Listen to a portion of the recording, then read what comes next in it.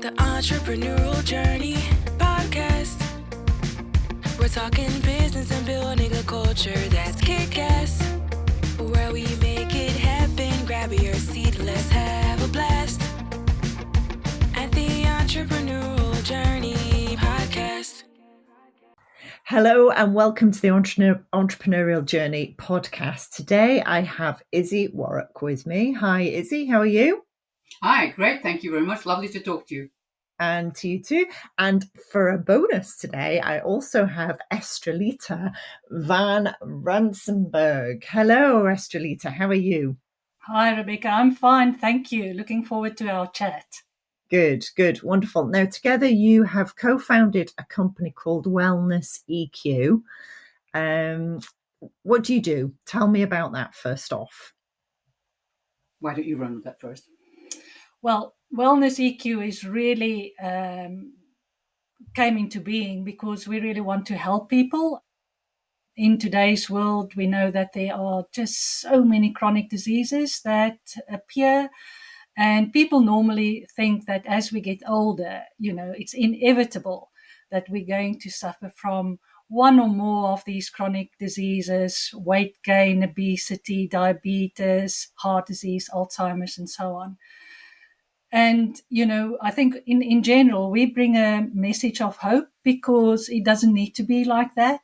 There's actually very simple explanation for why it happens and what we can do to minimize the possibility of that happening to us, or if we're already sick, what we can do to actually improve our health. So I think just in a nutshell, that's our ultimate aim. Okay, good. Well, nice aim to have without a shadow of doubt, and much needed indeed. So you two come from very different backgrounds. Issy, I've kind of known of you in the Scottish ecosystem. How did you two meet? We actually met at a networking event. A mutual friend introduced us at a networking event. We got on, which was good news. And we discovered that we had a mutual interest in well-being, and not necessarily at that time nutrition, but a mutual interest in well-being and, matters of health. I think that was perhaps the common ground at the very beginning. Okay. And where did the idea for Wellness EQ come from? I'll hand over to Estrelita for that one, I think. I think when we met a few years ago, I think we were both kind of at crossroads. I just left a job in the pharmaceutical industry, a very stressful job, and for myself, I needed to think which direction I wanted to take. Am I going to go back into that kind of environment? But I was also feeling that my own health and that of many family and friends around me was starting to deteriorate. And it kind of gave me pause to think about things a bit more. When we're in a high-flying job, we really don't get time for ourselves and to reflect on what's going on. And I think that gave me the chance to really start thinking more from a medical perspective about prevention, because medical doctors are just taught how to diagnose illness and then how to prescribe medication, but not really very good at prevention, and certainly nothing about nutrition, because it's just not a very important subject for medical students. I mean, it's amazing to actually think about it. So personally, I wasn't up to that stage really very interested in nutrition. I thought I'll just read a little bit about it and then move on to something more exciting. But what I discovered when I started researching the topic was about the amount of misinformation that's out there, and that we all believe, and that we as medical students and doctors are still taught today, are really not based on scientific facts. And there's much more going on in the background. So when I discovered this, I was, initially upset, and then I thought, Well, I think it's worth pursuing, first of all, making changes for ourselves. And at that time, both Izzy and I were discussing these things, and she can tell you a little bit more about her story. And we thought, let's give it a go. Let's see if, what is really based on scientific fact, as I could research it, actually works. And Okay. we did that for ourselves. And after a period of actually within weeks, but let's say 3 months, the changes were absolutely amazing. And we thought, this is too good just to keep to ourselves. We need to do something. And that's how Wellness EQ came into being, and thought, let's put something together so that we can help teach and other people can learn from our experience. And actually, as we discovered, there are many people in the world doing something similar to what we're doing with equally great results. Okay. And so that's really how it all started for me. I'm fascinated, and I'm going to come back to that. But Izzy, let's hear your story then first. Okay, I mean, in general, I was interested in nutrition. I was particularly interested in my own health. Before we even met, I'd had sort of a couple of events, both of which required me to be blue lighted to A&E. I was given a cocktail of medication to deal with my high blood pressure. And really, to be honest with you, the cocktail of medication made me feel worse than actually the high blood pressure. And I rather assumed actually that I was going to be on these high blood pressure tablets forever. If we could fast forward a few years and I was still taking the blood pressure tablets, although there had never really been any identification as to why I'd collapsed these times and lost consciousness. If we fast forward, events started to happen again. And I had 2 major falls. One resulted in an ankle fracture, the other in a shoulder injury with a fracture as well. And I had no explanation for these falls, none. They just happened. Now, these things don't just happen. You either usually trip or something. But to me, I'd just be walking down the street, and then the next thing I knew, I was sprawling on my face, having hit my shoulder. So there had to be some reason, but nobody seemed to know what the reason was, and we just carried on. But that then led to another event, which was heart palpitations, which were petrifying. Yeah. Absolutely petrifying. And one year, just before Christmas, I went to the surgery on an emergency appointment, and it was less than satisfactory, the outcome. And, to be honest with you, I felt even worse once I'd been there, because there didn't seem to be any reason for these palpitations. Of course, there was a reason. And I asked to be referred to a cardiologist, which eventually happened. And he said, the best thing I think we can do for you is actually put in a continuous cardiac monitor.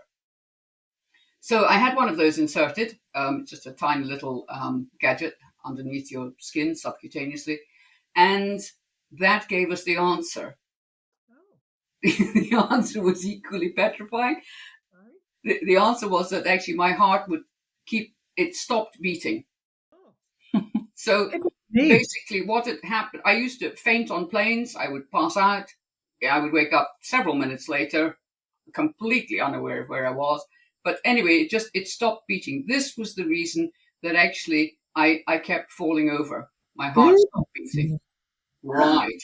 Okay. So what do you do about that? Well, It was at that point in time that Estrelita said to me, she said, because she'd been studying nutrition intensively, her background is research, and she said to me, I think you should change your diet. Okay. Wow. It's kind of the one organ you want to keep functioning at all times is your heart, really, isn't it? Honestly, it was a petrifying experience, but I wouldn't wish it on anyone else. But I actually got to the point of thinking, is this it? I know that some people think that in older age, or if you're a grandmother, that you should actually be taking things easier. But I did think, is this it? I had no energy. I could hardly get up the stairs sometimes. I just didn't feel like it. or actually, I'd be puffing so much by the time I got to the top. And I just had absolutely no energy. And so Goodness. that's how it all started, really. Well, thank goodness you're here. Yeah, me too. I think that too, actually. Well done for still being here. That's great. So you got to the root of it, and it came down to nutrition. So, I mean, Issy, I have met you sort of from a distance in the past. You don't strike me, or you didn't strike me as somebody who was particularly unhealthy. So, what was going on with your nutrition that was causing this to happen? Okay, we probably have to reel back a few years to find advice given on nutrition to myself. One was to eat a more plant-based diet with stronger emphasis on vegetables, etc. But the other aspect, which was critical for me, I didn't realize it, was actually to eat low-fat products. 20 years of that advice produced the symptoms that I had. So it was really, and to be honest with you, people were just doing their best at that particular point in time. That was the belief. It still actually is the belief. And so I don't blame those people. It's just an event that happened where, really, if I'd actually continued to eat as I was eating before, they may not have happened. Right. They may not have happened. So what do the low fat products do that are causing that caused that damage in you? What happens there? Okay, can I maybe actually pass that for Estrelita to answer about what's actually in the low fat products? I think she will give a better explanation than mine. Okay, go for it. Thank you. Yeah, I mean, nutrition, let's start talking about the fat, because, we were all made to believe from the 1980s, really. And I remember as a medical student, don't eat eggs, don't eat butter, all those things about fat and cholesterol and so on. And that's really, I think, at the heart of the misinformation. And that really started after the Second World War, when there was a surge of heart disease and heart attacks. And nobody really thought, what's going on here? Because if we think back in those times, most people smoked, during the Second World War and afterwards. And there's a very, very clear link between smoking, for instance, and heart disease. It's not the only link, but it's very strong. That was completely overlooked. And they wanted to find something else to blame. And that is when, in the early 50s, this notion of fat and cholesterol causes heart disease started to, it started in America, and it was very powerful researchers that promoted that. It wasn't so much here in the UK, because here in the UK, the main culprit was identified by Professor John Yatkin from London as being sugar. But that's a discussion on its own. In any case, the drive coming from America was so strong that in the late 70s, beginning 80s, even the American government became interested in nutrition during the Nixon administration, and they really wanted to improve the health of Americans. So they put a committee together to advise the government on what's good eating. And they were people, it wasn't really a scientific group. There was a vegetarian person leading the group, and there were a lot of conflicts going on of interest at the time. In any case, it was decided by, it's really scary to think about it, a committee making recommendations to the US Senate of what is a healthy diet. And they all decided people need to eat less fat. Right. Because it's linked to heart disease, unproven at that stage, and people need then to eat more carbohydrates. So a more vegetable, vegetarian, plant-based diet. So it already started then. that was then formulated into the MyPlate, the US dietary guidelines for the population. And that was adopted in 1983 here in the UK. And we have it as the Eat Well Guide. We can also call it the Eat Badly Guide, but you can go onto the NHS website and so on, and you find the guide there. And if you analyze what they tell you to eat, I mean, it's actually amazing. There's even junk food on that plate. It's a very high carbohydrate diet with very little fat. So people had to reduce their fat intake, and protein, especially red meat, started being labeled as something that's bad and cause cancer. Once again, no scientific evidence for that. That's all done by association studies, which really doesn't mean anything in proper scientific, protocols. So that's what we were stuck with. And the populations in the US, here in the UK, and then slowly globally started adopting this so-called new Western diet, meaning low fat, low animal protein, and high carbohydrate content. What happened, and one can clearly look at epidemiological data, because we have that for all the chronic diseases like obesity, diabetes, Alzheimer's, heart disease, progressively over the next decades, increase and increase. Up to today, where we really have epidemics, if we think about just type 2 diabetes, often when I speak to people and ask them, look, what is the kind of disease that you're most afraid of, as you get older? And very often people would say dementia. Right. It's not something, it's terrifying to think that you lose your mind and nobody knows what to do about it. But people don't understand that these diseases that I've just mentioned are really dietary diseases based on an incorrect diet. And we understand what is the physiological or the metabolic abnormality that happens in our body that cause these diseases. But it's not spoken about and it's not promoted. And that actually is a completely different topic that we can also discuss a little bit. But there's a lot of, let me just put it this way, industry interest in promoting processed food items, drink items, as well as obviously from the pharma industry for having medications that can treat these chronic diseases. I'll just take a pause. It's quite a mouthful. Yeah, no, so I'm a huge fan of the Joe Rogan podcast, and he gets into nutrition. He's had various nutritionists on. One of the things that I learned was that the scientists in the 50s were paid $47,000 to say that fats were the harmful bit so that the sugar lobby could get away scot-free.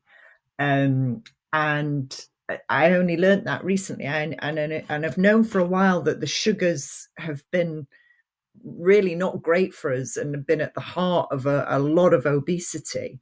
To hear it from you as well. So why? Okay, we have a huge, you're right, epidemic of obesity in the Western world. You look around. When I was at school in the 70s, there was usually one kid in the class that was overweight. Everybody else was within a healthy range. And it's now not the case. There are more and more people who are in a very unhealthy range of weight. And it's clearly because of what they're putting into their bodies, with a few exceptions, but clearly mainly what they're putting into their bodies. So why isn't the government helping people understand what to eat properly? Well, maybe, it's a little bit more of a cynical answer, but, if you're in government, you're running a country, you need a lot of money to keep the country going. There is some tax benefits from having big companies, provide their products in your country. We know that there's already been an initiative to tax the sugar tax that we know of a few years ago. Now, I know the government has also more recently retreated again on that because there's huge pressure from the food and drinks industry, because if you go to the supermarket, just think of all the aisles. 90% of the aisles are packed with processed food and drink items. If you think of the fresh fruit and veg and fresh food section, it's tiny. That is the real food that we as humans, through evolution, have been designed to eat. Yet, and I mean, when I go to the supermarket, I just look at what people buy. What's in there, what do they pay for at the till, and my heart sinks, because it's a high carbohydrate, sugary, processed food items packed with vegetable and seed oils. Those are the unnatural fats. That's highly inflammatory. And I know what's going to happen to that family. And, children are being exposed now to high sugar food items, even as babies. So we don't only now see obesity in adults or at midlife, we see it in teenagers and young adults. And they also become insulin resistant, because that's the metabolic term for what happens in the body, being exposed to the high load of processed food and drinks. Yeah. So we recently, and again on the back of a Joe Rogan podcast, I recently banned processed seed oils from the house, and we stick to olive oil now, and butter, and fish, meat, eggs, veg. That's it. The closest we get to process is a tin of tomatoes now. So, Rebecca, it's interesting that you mentioned tomatoes, because I always thought, well, the tomatoes, there can't be anything wrong with it. But do yourself a favor next time you buy a tin of tomatoes, turn it around, look at the back, and what you will see is that there's added sugar to that tin of tomatoes. So, yeah, I mean, I was surprised as well. So I almost challenge people to find anything that they buy in a tin or in a packet that hasn't got added carbs and sugars to it.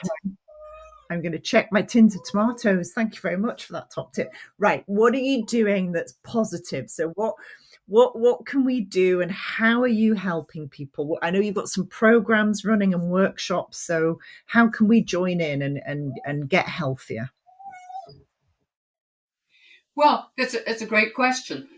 We are encouraging people. Thank you for asking the question, because we are encouraging people to take control for themselves. The way that I found that I could actually control my own health was actually to say, okay, I'm actually going to control what I eat, And so like I just eat fresh protein, veggies, some berries, little fruit, and loads of yogurt and cream and things like that, which have really helped. I had brain fog before. I didn't even know I had brain fog until it disappeared. So, I really improved my diet. But what people find is actually, because there's so much information out there, they don't know what to do, which is why we set up a 12-week optimizer plan. It's Optimizer Health, which will help people's metabolic health. It's a guided step-by-step process which takes people through the journey, which at the end of 12 weeks will actually lead them to a much healthier life, especially if they follow it. I follow this type of program now for life. I have never had more energy than I have now. I'm a grandmother. I was expecting actually to retire 2 or 3 years ago, but I'm so fascinated and impassioned by this that I'm carrying on. We also have other aspects which help people. Estrelita does individual one-to-one consultations. I should have said actually around the health program we have, the 12-week health program, it's actually based on our book, the knowledge that's in our book, Eat Well or Die Slowly. But we do find that people need a guided program to assist them. And we can either do it individually or in groups, or we also actually do workplace wellbeing groups as well. Apart from that, we also have a metabolic health assessment. I might pass over to Estrelita just to explain exactly what that means in a medical sense, but it's absolutely revealing as to how your current state of health is. Can I just pass over to you?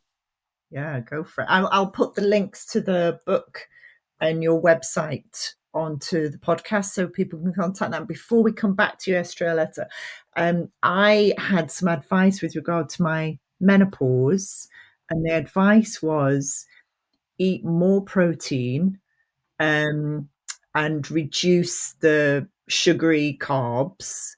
And like you, Issy, the brain fog has gone. Mm-hmm. And my energy levels have gone up. So I've now been doing that for about 3 or 4 weeks. It took a couple of weeks to kick in. And what's really fascinating, on Sunday, I had a couple of croissants, set me right back. I went lightheaded, I nearly fainted. I had to have a sit down after I went for a walk. I had low energy, it immediately dropped my energy levels. It was, it was there. The evidence was there in front of me. Right, sorry, carry on. No, can I just say something on that, Rebecca? It's fantastic that you're doing this on your own. A lot of people can't. They just don't seem to be able to have the discipline to do it. You're obviously incredibly disciplined, and you've also recognized actually what's causing the issue.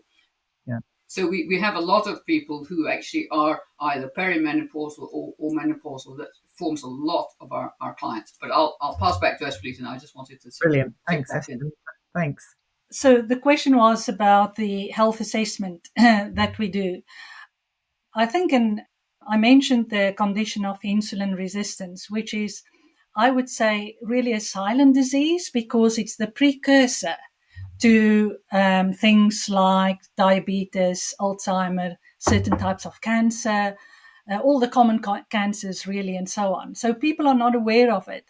And it can be there for decades and, just simmering and we don't know that we're at risk.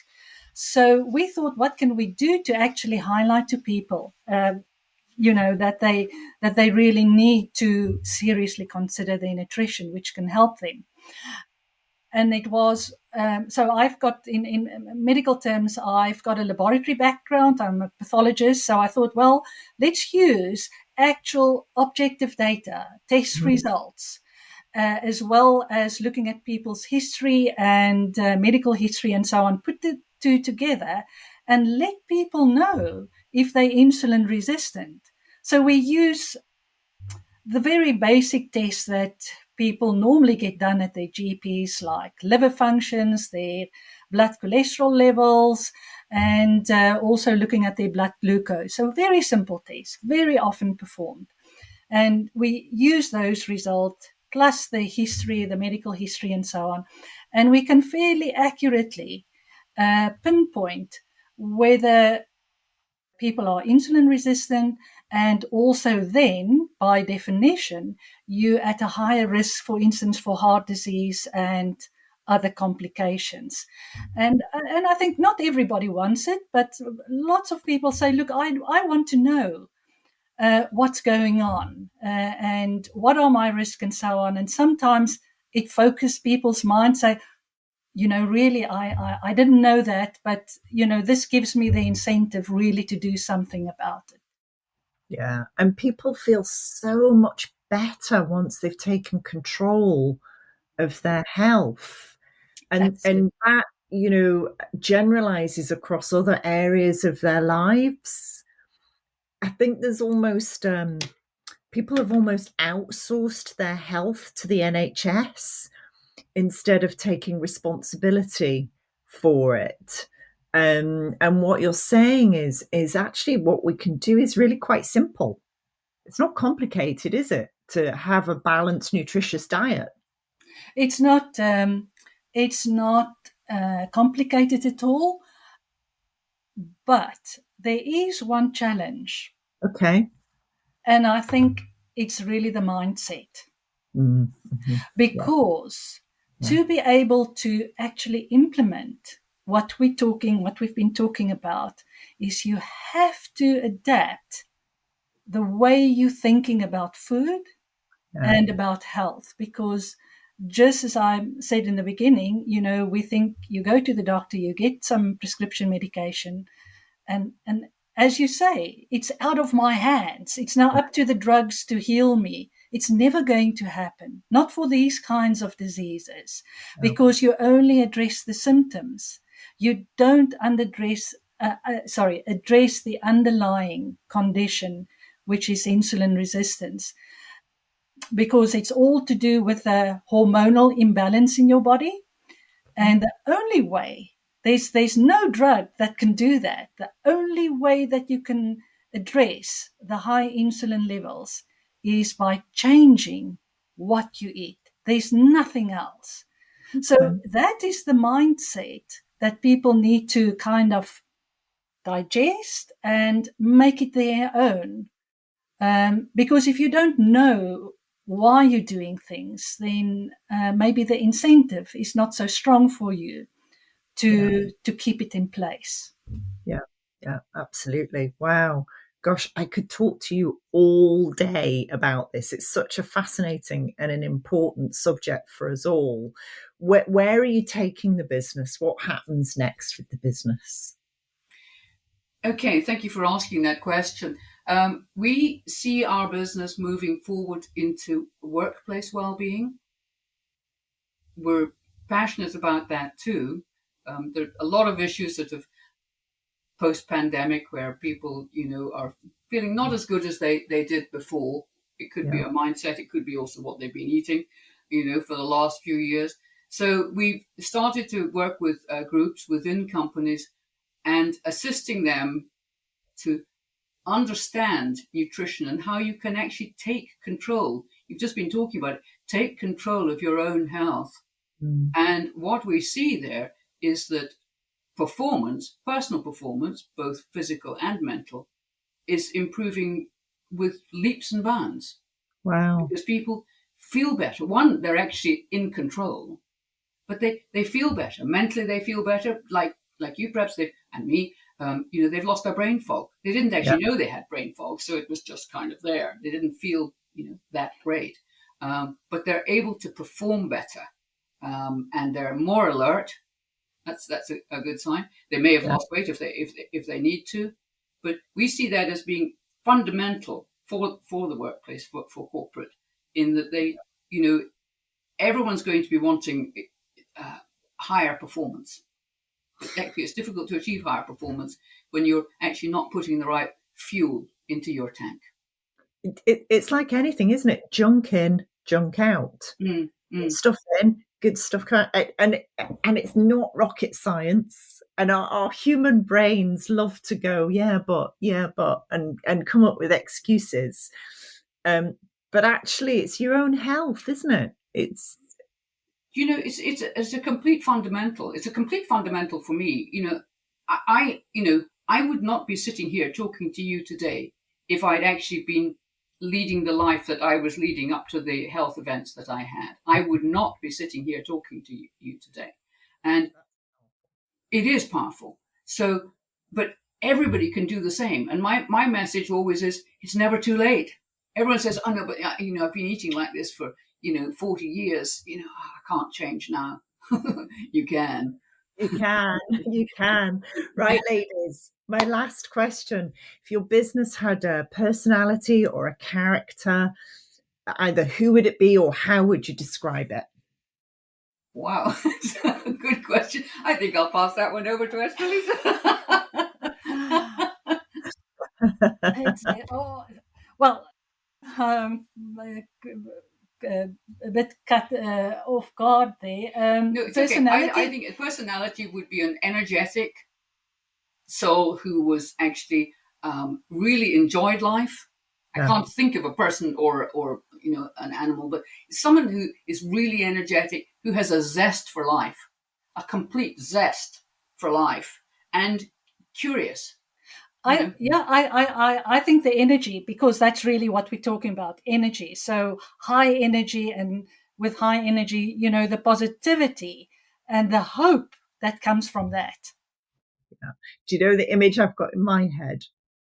Tigger from Winnie the Pooh. Tigger's a good one. Tigger's an excellent one. Excellent, yeah. That's amazing. I wish you all the luck in the world. Thank you so much for coming on today. I really appreciate it. Well, thank you so much for asking us. Thank you, Rebecca. Thank you, Rebecca. The Entrepreneurial Journey Podcast. We're talking business and building a culture that's kick-ass.